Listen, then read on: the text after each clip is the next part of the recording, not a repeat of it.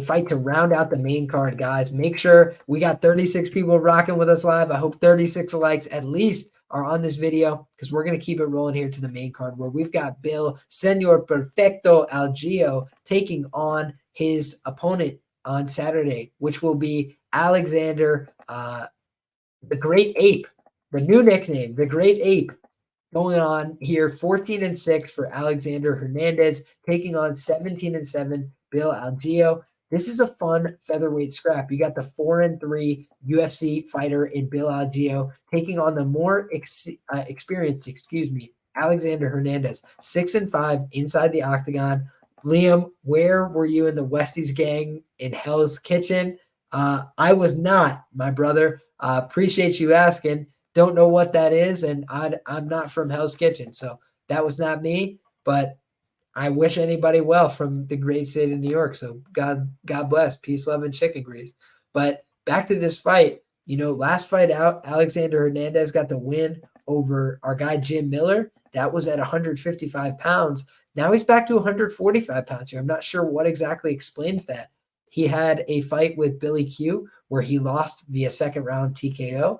At 145 pounds. I always talk to you guys about the fact that I mistake Billy Q and Bill Algeo in my mind for the same guy for whatever reason, just because I've watched so many fights and I talk about him all the time. So I use them interchangeably at times when I'm talking, because they're kind of that long archetype at featherweight, those longer, taller, awkward guys. And Bill Algeo, I believe, is from Philadelphia. I'm pulling this up right here. I'm actually on Alexander's page, so let me just check on Tapology. Yeah, fighting out of King of Prussia, which is basically Philly, Pennsylvania. He's got his own MMA gym. He's 34 years of age in this spot. He's a grappler. He's a guy that's got some striking on the feet, but his striking is, it's serviceable, right? But I think he's a little bit more clever and a little bit better functionally on the mat.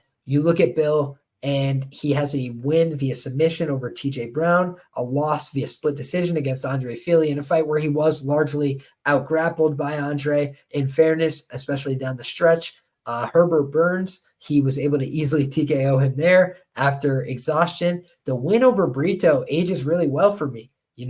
I feel like that was very good. In terms of Joe Anderson, Brito, guys, he's a guy I rate. He's a guy I think is dangerous. He could take people's heads off. I cashed in a few times on Joe Anderson Brito, including against Andre Fili at that plus 200 number.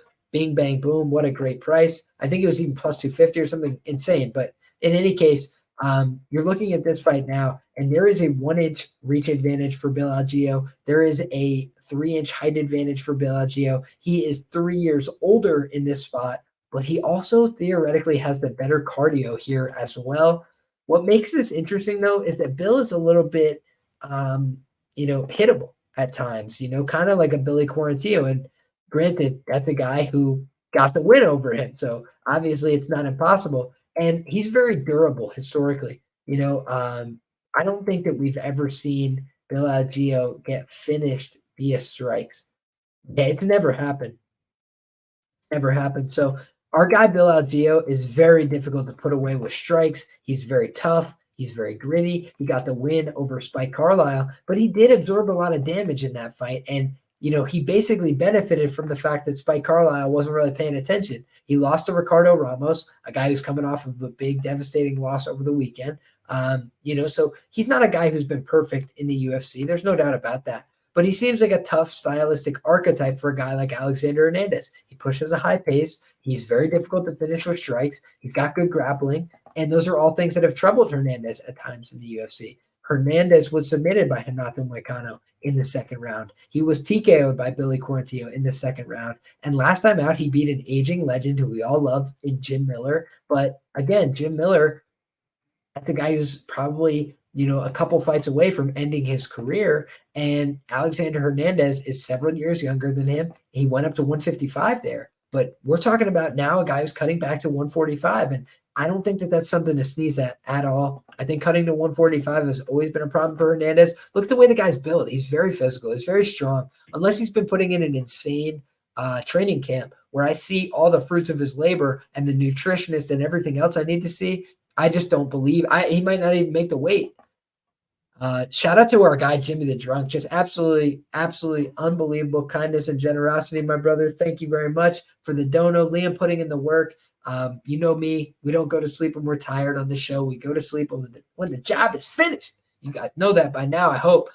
And we went to jiu-jitsu. We put in that work. I'm a little bit tired from that, but I came back. I brewed some coffee, so ready to rumble with each and every one of you guys as we break down these preliminary portion of the evening. Take another swig of the old coffee, but we'll close out our final thoughts here and just look at Alexander Hernandez's wins in the UFC, guys. Jim Miller, great guy that we all love, but not the win that you'd want to see to back him against somebody who's an age contemporary. Lost to Billy Q, lost to Nato Moicano, beat Mike Breeden, a guy who has not looked UFC level at all in his UFC appearances, with all due respect to the man. Thiago Moises, he lost to him in a striking-based fight, cleanly. I bet Thiago Moises plus 199. You know that. But I thought Thiago Moises was going to outgrapple this man and break him down the stretch. And instead, he cleanly, easily outboxed him. So I felt like that was a good win for Thiago Moises, a clean win. He beat Chris Grutzmacher, a guy who looks, ancient, who I believe that was also a fight at 155. Yeah, all his recent wins are at 155, guys. He lost to Drew Dober via knockout, got brutalized in that fight. Francisco Trinaldo, nobody thought he won that fight when it happened. I feel like people, kind of knew on the night of, whoa, that was a robbery. Trinaldo, older Brazilian guy, not a great English speaker, not somebody who could protest very well. So they robbed him blind. It was a close fight, but it was a Trinaldo fight, close but clear. And Trinaldo won that fight. They robbed him. Donald Cerrone knocked this guy the hell out, put him away. So he's not a bad fighter. No doubt about that. He's a good fighter. He's fought a pretty tough level of competition in the UFC. I think that's fair. But I also think you got to just say at 145, this guy just hasn't ever seemed like he's got the cardio to go, like he's got the pace and the durability. And those are all things that are being brought to the table by his opponent. So for me, it's Bill Algeo. Makes sense that he's a favorite here. And he could get chinned here. It could happen. Everybody gets knocked out in MMA eventually if they stick around. But at 34 years of age, I feel like he's still, the better, more primed featherweight. And this guy hasn't been submitted since Shane Burgos way back in the regional scene when Shane Burgos was a really dynamic threat with his offensive jiu-jitsu. So I feel like, we've seen no reason to doubt Bill Algeo that I can think of in this spot. I feel like this is a fight that he should win. But I also want to give Alex his respect. He's got big power. He can knock anybody out. Knocked out Grutzmacher and Breeden in the first round. Beat Olivier Aubin-Mercier, a very good fighter who's been having a ton of success in the PFL. So I don't want to give him any short shrift. But I also think that, without that meme-ish win over Beneil, without that win over OAM, he'd have a very, very average UFC career at best. And I think that Bill Algeo, he's been a little bit more exemplary. Despite losing a couple fights along the way, split decision to Andre Fili. I think you can understand that. Very seasoned UFC guy in Andre Fili, guy who's been around that top 10, top 15 for a very long time, been fighting relevant guys for a very long time. TJ Brown, he's a guy you should put away. He put him away. Herbert Burns, a guy you should put away. He put him away. Joe Anderson Brito, a guy that he was, an underdog against. He got the win. So for me, he's overperformed expectations. He lost to another really proficient grappler in Ricardo Ramos, but I think he's got the grappling, probably to keep this very competitive. So unless I see something different on tape, I'm going to go with Bill Algeo here to get the win. I think the fans really resonate with the guy as well. And despite being a little bit older here, I just feel like he's been more consistent in his UFC run. And more consistent in applying his MMA craft overall. And I think that, sometimes Alexander Hernandez has lost sight of the ball. I think he's even said he's contemplated retirement. And I don't think that Bill is thinking like that. He has his own MMA gym. I think that he's pretty serious. This is interesting, though. Andy, a.k.a. Short Round, says, I think Algeo broke his arm against Fili in the third round. That's a really good point by you. I will definitely investigate any injuries because I like to know that my fighter's healthy and ready to fight. So I'll definitely investigate that, and I appreciate you. I always say it's not just me. I have the sharpest chat in the game that's always bringing up points that I haven't even thought of. So appreciate you guys. That is huge. Thank you guys for pointing that out. And Fubu says the Battle of Bells has never happened yet. Would love to see that one in the future.